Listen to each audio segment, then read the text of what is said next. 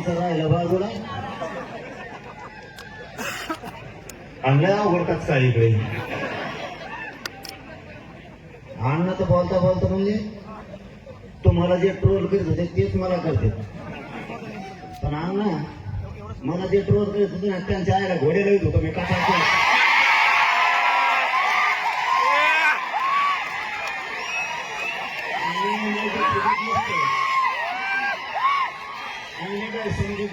मला माझ्या जातीवर कुणी जर अन्याय केला तर मी त्याला सोडित नाही. मग तो किती जागीरदाराच्या आवडला असतो.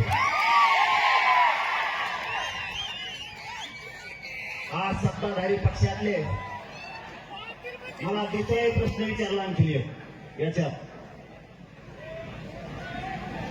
की तुम्ही नाव घेत नाहीत. मी काही जण म्हणले लढत नाही. तुम्हाला काय माहिती मी लढतो का नाही.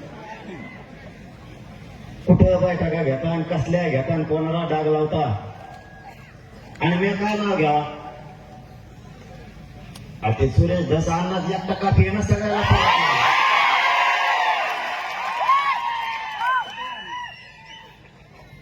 मराठ्यांना एक जाहीरपणानं सांगतो एवढंच बोलणार आहे. याच्या पुढचं बोलणार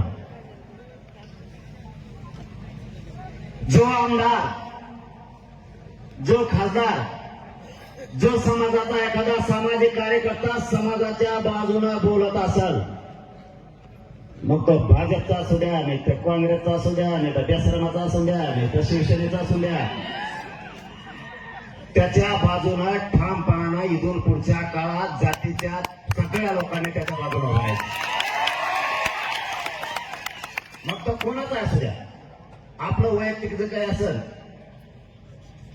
तर ते नंतर बघू. प्रकाश दादा सुद्धा बोलले का नाही. संदीप भैया बोलले. परत ते विजय शेखंडे ते बोलले. आज काय झालं ना पण समजा बोलले ना पण बोलले ना हे सांगतोय मी. खासदार बोलले. मग पक्षाचं कोणत्या पण असू द्या मी जाहीरपणाने सांगतो तुम्हाला त्याच्या पाठीशी समाजाच्या लोकांना उभं राहायचं शिका. जोपर्यंत ते आपल्या बाजूने बोलते तोवर आपण त्याच्या बाजूने. आपल्या सोडून पक्षाचं बोलायला लागलं ते ढकलू. समाजाच्या बाजूने बोलतोय तोपर्यंत समाजाने ठाम त्याच्या पाठीशी उभं राहायचं.